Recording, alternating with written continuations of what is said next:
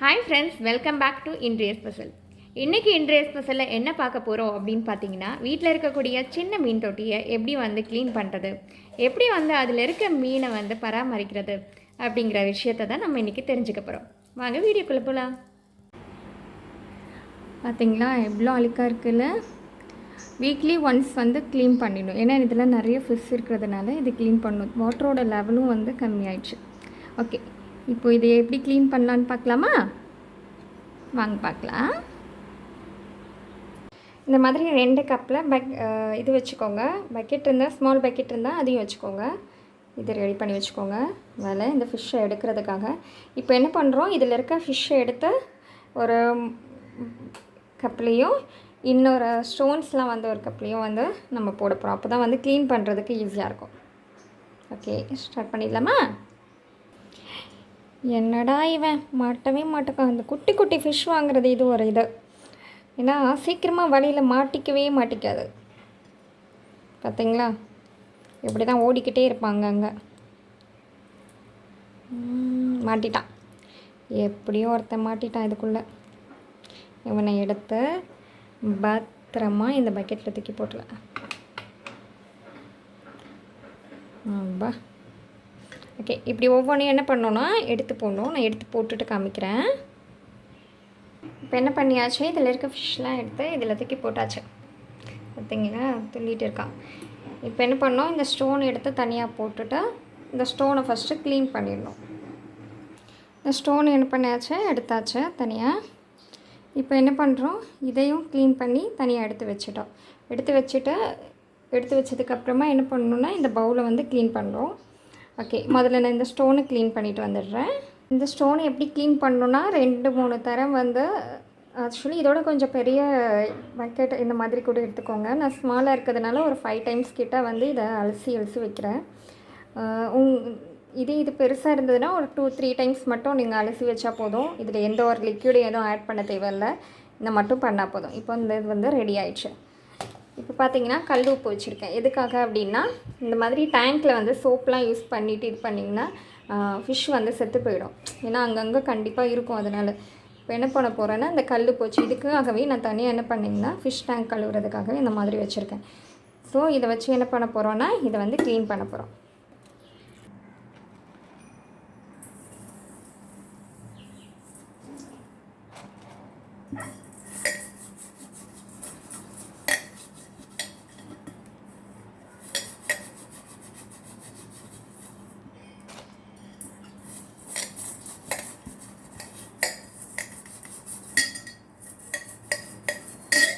இதே ரொம்ப உப்பு கரையாக இருந்துச்சுன்னா என்ன பண்ணுங்கன்னா, ஆஃப் லெமன் கலந்து இது பண்ணிக்கோங்க. கட் பண்ணிவிட்டு ஒரு இதில் சால்ட்டு கலந்து லெமன் தேய்ச்சி பாருங்கள். இன்னொன்று இதில் வினிகர் கலந்து தேய்ச்சி பாருங்கள். இப்படி 2 டைம்ஸ் தேய்ச்சிட்டு நல்லா அலசினீங்கன்னா அந்த உப்பு நல்ல அந்த மாதிரி உப்பு ஒட்டி இருக்கும் சில மீன் தொட்டியில்.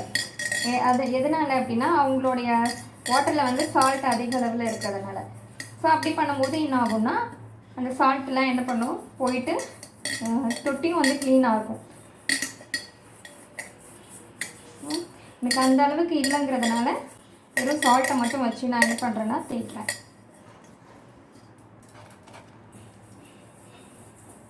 இது தேய்ச்சிட்டு நல்லா வாஷ் பண்ணிவிடுவேன்.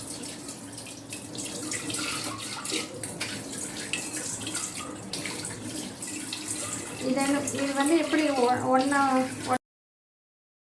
இந்த மாதிரி க்ளீன் பண்ணுங்க. ஏன்னா ஃபிஷ் நிறைய இருக்கிறதுனால அந்த மாதிரி அழுக்குலலாம் அது இருக்கக்கூடாது, செத்து போயிடும். ஸோ 1 வீக் ஒன்ஸ் நீங்கள் க்ளீன் பண்ணும்போது நல்லாயிருக்கும் ஃபிஷ்ஷோட ஹெல்த் ஆரோக்கியமாக.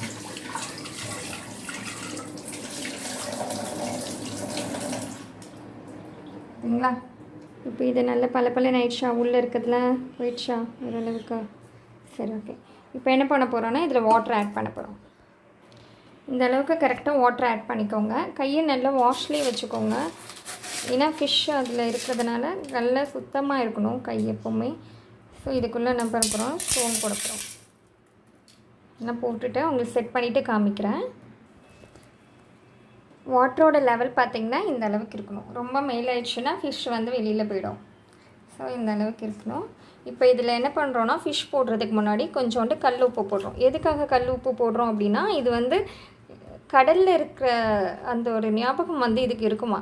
ஸோ அதுக்காக வந்து இதில் என்ன பண்ணுறோன்னா கொஞ்சோண்டு இது கல்லுப்பை வந்து இதில் போடுறோம். இப்போ என்ன பண்ணுறோன்னா இந்த ஃபிஷ்ஷை வந்து ஒவ்வொன்றா தூக்கி இதில் போட போகிறோம்.